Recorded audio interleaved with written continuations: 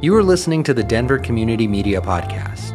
For members, by members, highlighting their contributions to our community.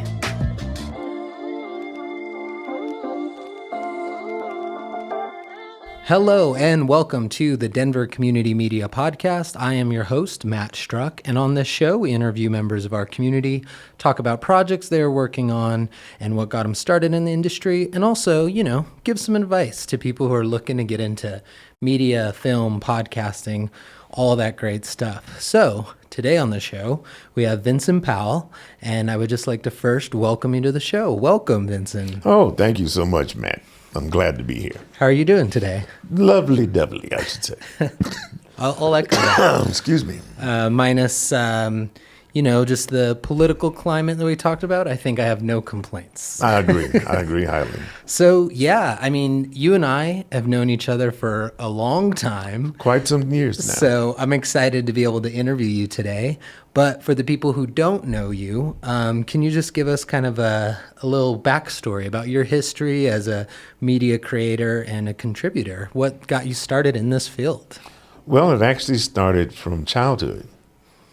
I was the AV kid back in the day, audiovisual.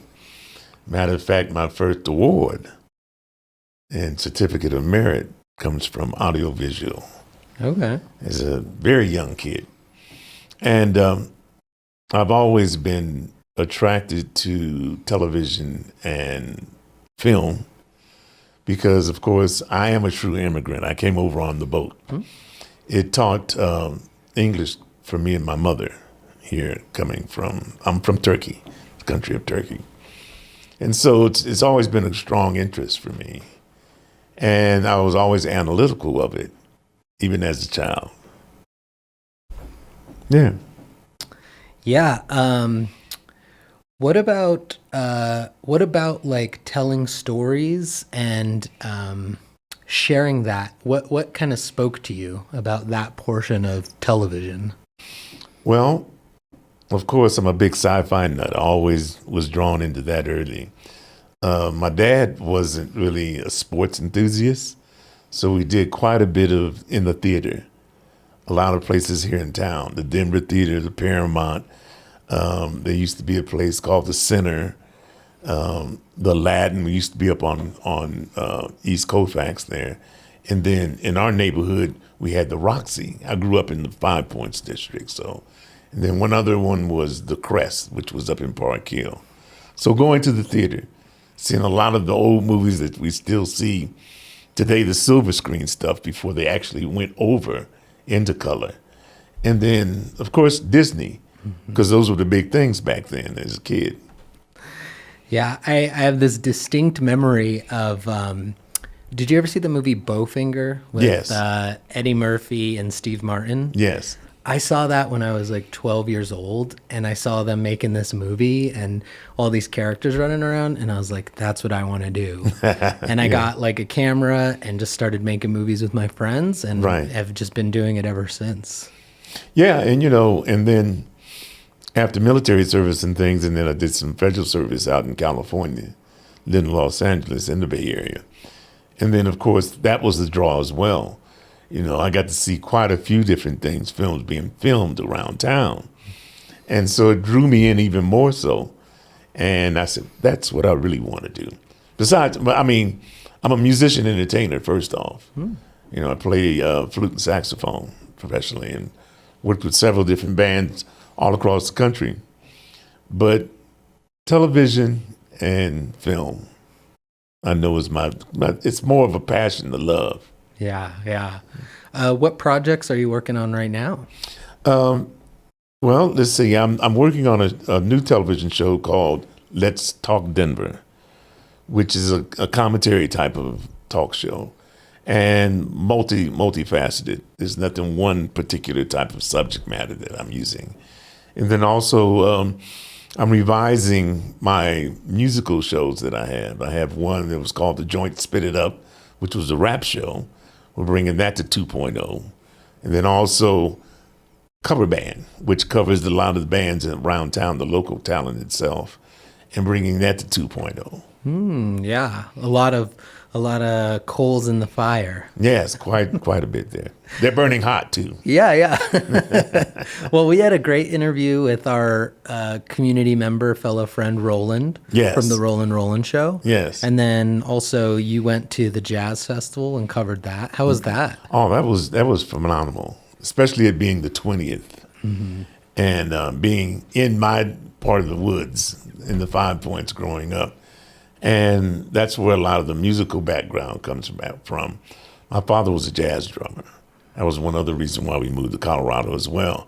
And so growing up as a young teenager, being able to play with the old heavies here, matter of fact, I got a lot of envious musicians that are still around that I was actually allowed to play with these old cats because my father played with them, And we had quite a few venues back in the day that were going on. Jazz was a major thing here. That's why it was known as Harlem of the West.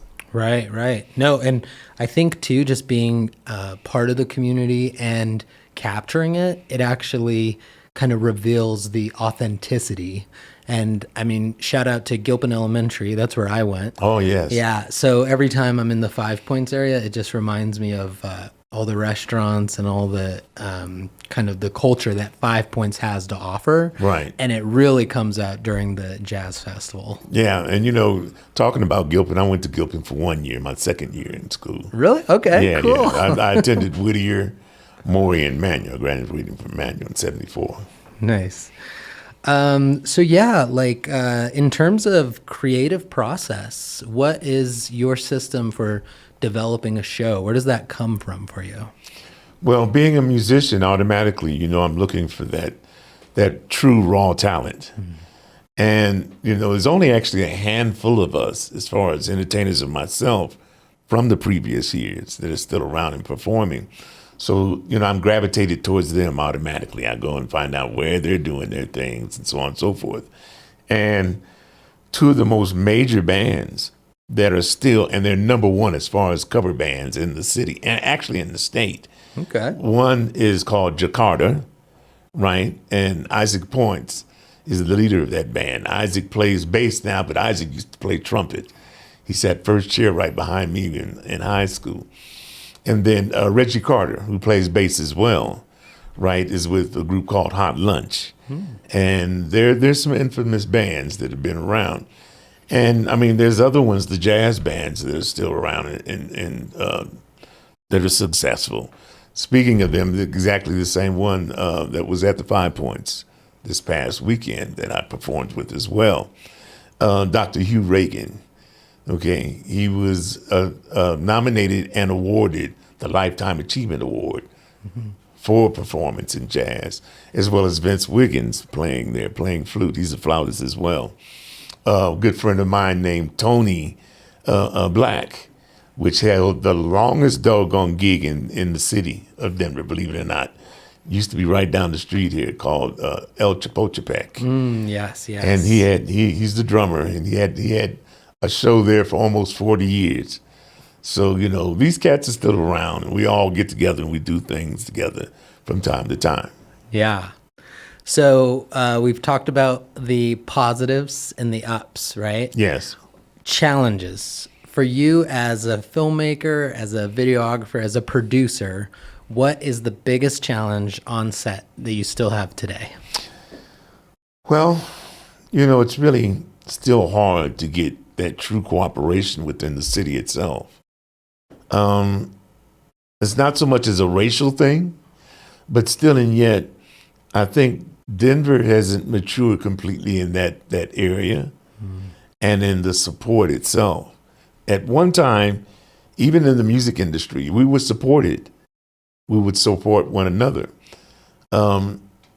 It's a dog-eat-dog world, you might as well say, right? And the thing of it is that there's not really a challenge.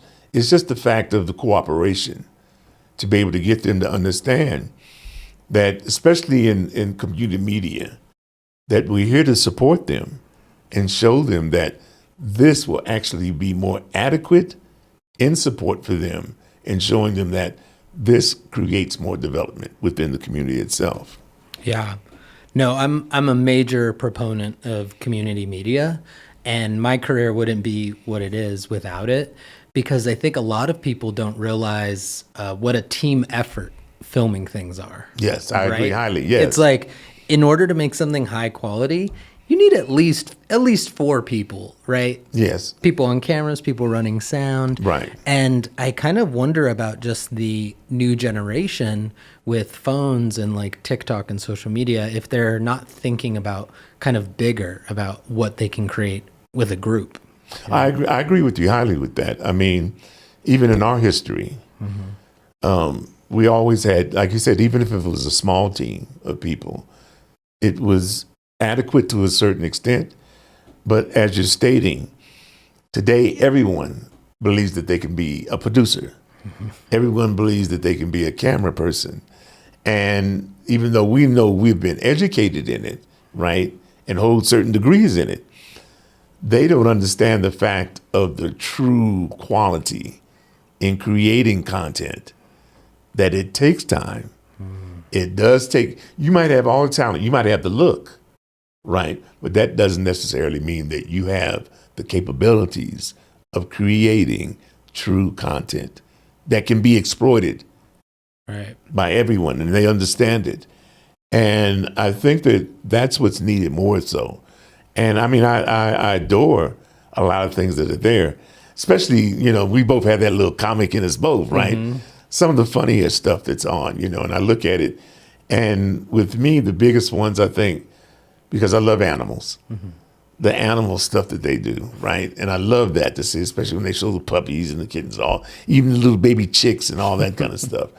But the thing is that most of all, they don't really understand the acquired content, something that's going to captivate your attention truly.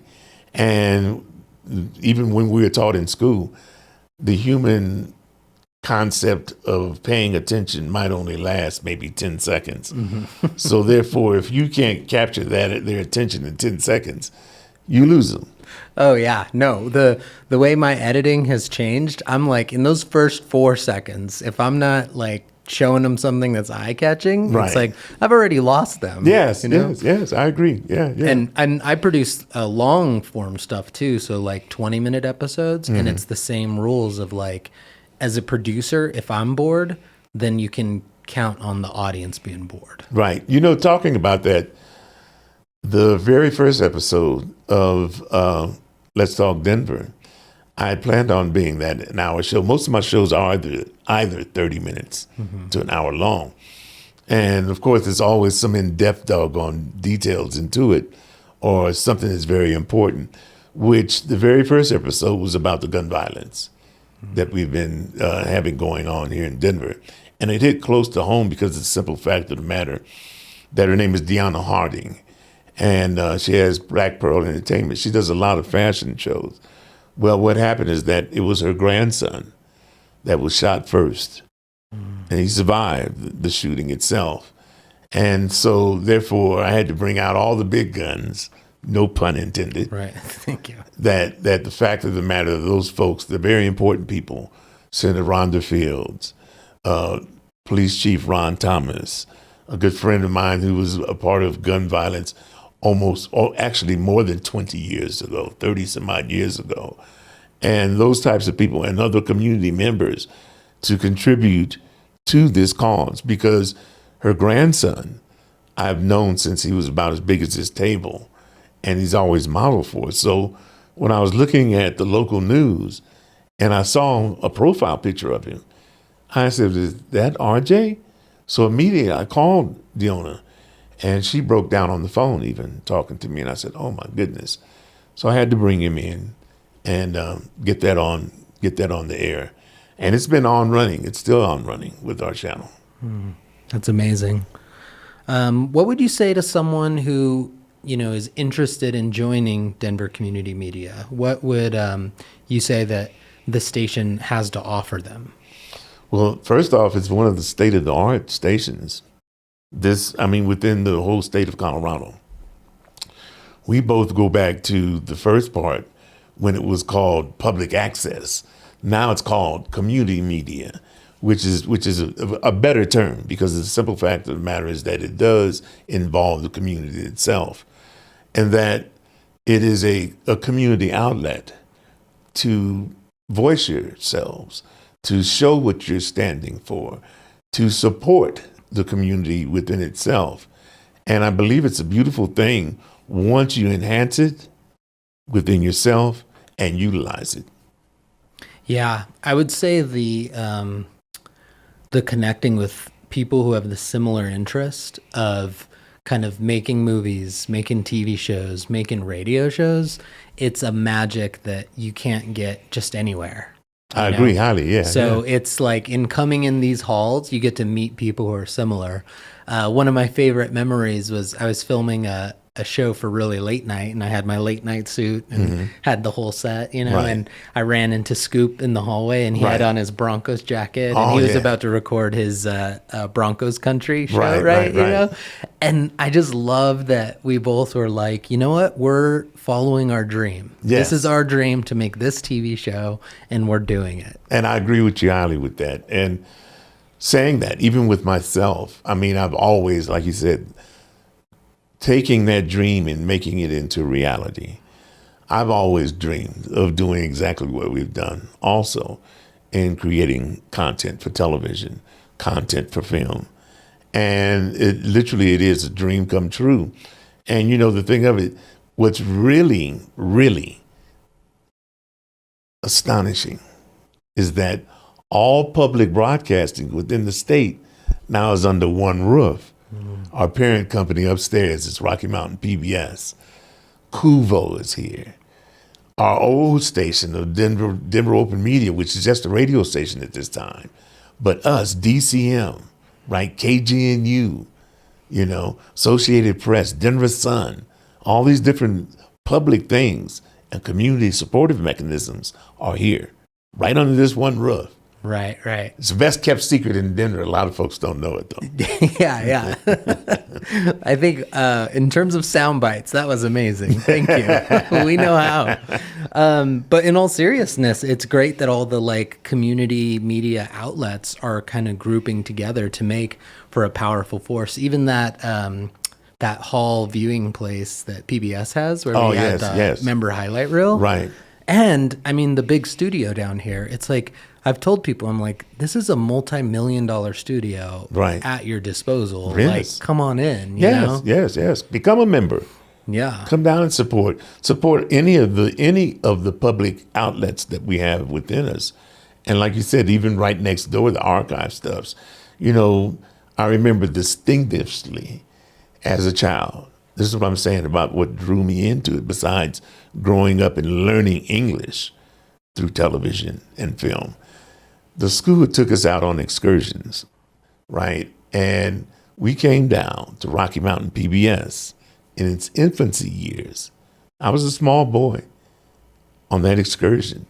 And we were standing up above, looking down into the studio. There was 2 studios going on. They had one on one side and recording on another. And there was a ballet going on in one, right? But next door, a lot of people don't know this, that Carlos Montalban, okay, taught Spanish for PBS. And they were recording, I'll never forget that, looking down through that glass in the control room, seeing him record and watching 2 things going on at one time. Right. Yeah. No, I love it when we first get into the studios and it finally clicks that this is like how the magic happens. Right. For me, it was, you know, I always saw on like TV news stations, the big squares on the cameras, and I never knew what that was. And then I was like, oh, it's a teleprompter. And then you go to the other side and you see the text, and then you can read the text without looking away from the camera. Right. You know, and it's just those little things of how is this magic put together? Right, exactly. It is magical. Yeah. Well, and I think like the most important part is really empowering people. Yes. That's what I think the whole goal of kind of, you know, community media is to get people to unlock that feeling of empowerment. Right. And honestly, I don't even feel like I had that feeling for years. It takes a while to get to. Would you say that you feel like empowered as a media producer here? Well, you chose a very good, strong word, empowering. In school, we were literally taught that. Empower the camera, because you're reaching out to those on the other side watching you. So to captivate their attention is just like how we're looking at one another right now, eye to eye. And so you're looking at that one big eye, right, that's looking at you, but you're looking at them at home. Yeah. And letting them know that, yes, I'm paying attention to you. Yeah. So pay attention to me. Right. And it is an attention economy. So. Exactly. So what advice would you give to someone who wants to start out? Like, they see this broadcast, or they're seeing people like make TV shows, and they just want to get started, but they don't know where. So practically, what should they do next week? Well, the first thing I would do is look and locate us. Oh, nice. Here at Denver Community Media, because we do offer all those classes here to get you started. But also, you're going to need some formal education in it. If you're not in school, get in school if you really want to do this. Yes, it's okay to have this thing and thinking that you're really creating content. But in reality, it does take the educational part of it to make this work. Yeah. And I mean, I think learning how to interact with other people on set too is super big, because that's like a transferable skill, as they say in the business world. Because no matter what job, whatever group, whatever organization, you need to be able to know how to work with people. Of course. And nothing like a live stream or a shoot that you learn quickly. Real quick. Exactly. I agree highly on that. Yes. All right. So staying in the genre of advice, if you could give advice to a younger Vincent, what would it be? I would say keep reading, keep watching, and ask a whole lot more questions, because it really never does end. You know, I mean, with today's technology, it's so easy and everything else. And talking about going back to those watching the television shows as a child and the film, you know, I was always captivated by the special effects, right? The animation itself. With today's technology, oh my God, look at the things that they're doing with it. And I was telling someone, like, one of the hardest, this is a student, right, that is going to DU right now, and they were just getting into Blender. That is so much math. It was so much math, it made my head hurt. I didn't want to see anything that had to do with, at least for 2 weeks, right? Even the movies themselves. I didn't want to look at it, because when I go to the movies, when I watch television, I have to turn that part off, because the analytical part is there and I'm analyzing what's going on. So what I'm saying is that if you are an analytical person like myself, you have to learn to turn that off to be able to enjoy it. So as a younger person, I look back at how much I enjoyed sitting down and watching the magic, the fascination, the fantasy part of it, and still yet connecting it to the reality. I love that. That's really great. I don't know if when Denver Community Media brought me on as a host, they didn't realize how much I would share as host, but I would like to share. Yes, Let's please make do. it about me. Just kidding. Advice, even just for my younger self, because I just loved yours so much. I would say to just keep going and enjoy it, and understand that the failures aren't failures. Right. The failures are learning processes. And take it out of that negative failure mindset. Yes. I have a couple examples. A couple years ago, I was brought on to do a live stream, and everything was patched together with like 6 different cables into this mixer and this thing. And it was the only equipment I had, right? Right. And of course, the live stream crashes down, the internet goes down, and I'm like beating myself up and, saying some pretty awful things I have never say to another person. That's the crazy thing about negative self-talk. Oh, yeah, that's understandable. Yeah. And I learned so much more about live streaming to just make up for that.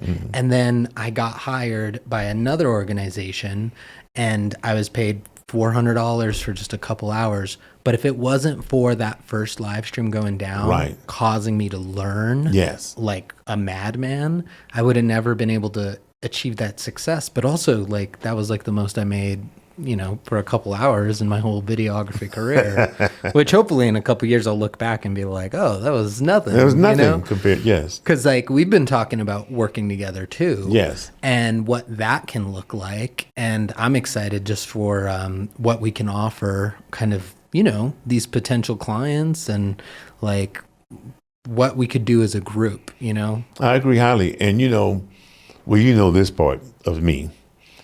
And I'm not boasting. I'm not patting myself on the back about it. But I won my third Independent Voice Television Award in 2018. If I had an audience clapping button, I'd hit it right now. But and so it made me feel so good. I mean, like I said, up on my wall, I have that very first one, like I said, from being that AV kid in Secession, right on up until 2018. And it is a good feeling. It's not so much as the award itself, but the self-accomplishment, knowing that I have been at this for all these years. And I'm looking forward to maybe one of those gold shiny trophies here someday soon too. And I know working with people like yourself and others that we have in our circle, that we're looking at it in a very short period of time. I know that to be true. That has been told to me through the Force. Yes, I love it. I feel it too. I think that good things are always on the way. Yes. And then a part of me always wonders, like, what is it about filmmakers and media people that, you know, we can watch interviews for like over and over or scenes. Like, I don't know what our brain chemistry is. Yeah. But media creators, we are like some of the funniest people. Yeah, I agree. And you know what? It's not so much of being self-centered or egotistical about it either, right? What I've even told, and Brian is probably one of the best examples, that look at your work as many times as you can, because all it actually does is improve you for the next project. It makes you look into it and say, I could have did this better, or I shouldn't have done that. And it has proven to be, that formula does work. It does, actually. Yeah. Don't you agree? Oh, I completely agree. Yeah, just keep growing, keep pushing that quality, and have people around you to help. I mean, honestly, that first really late night scene that you helped me with in the that's old right. studio. I didn't know any of the boards. I didn't know any of that. And I think that's the important part about community television is that not all of us are at the same pace. Right. You got people who are just starting out. You got people who are very experienced. Yes. And we even have people who are professional sound people that come in and help. You know, like I think it's vibrant. And I also just want to, you know, give you just special thanks for being such a big part of the community and being so supportive. And well, thank you. Yeah, my goodness. No, this place wouldn't be the same without you. And, you know, the other chapter wouldn't be the same without you. Well, and I just want to make sure that you know that. Yes. And you know what? And when you said this, especially, it made me think about that very first episode of yours. It was just me and you. You know, thank you so much, though, Matt, because like I said, that's inspiring and it keeps me on point. Yeah.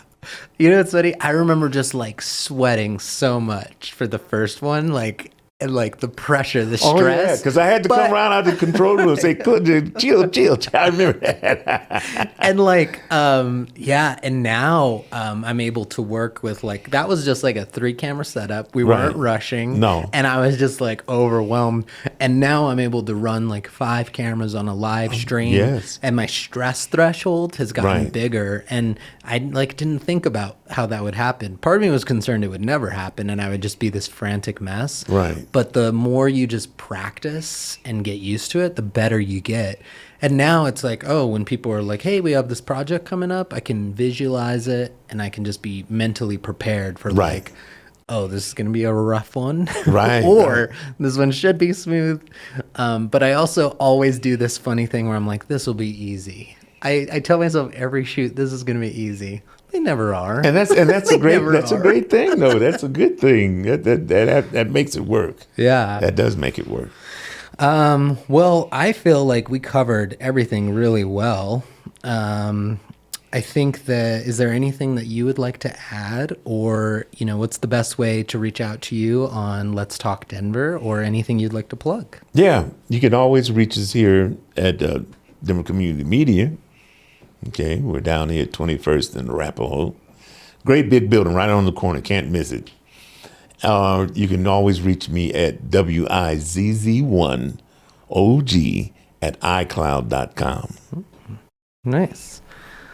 All right. Well, we're going to be producing a lot more of these with all of our members.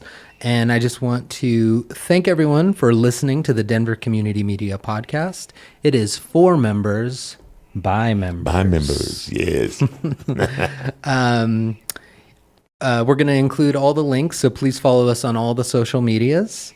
And if you're interested in becoming a member, please visit denvercommunitymedia.org. And if you are already a member and want to be a guest on the show, email us at info@denvercommunitymedia.org. Thank you so much for listening. I am your host, Matt Struck, and I want you to stay creative, stay engaged, and stay involved. Be a community member.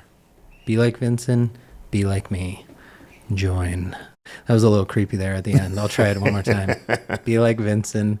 Be like me and join. There we go. That was a little less weird.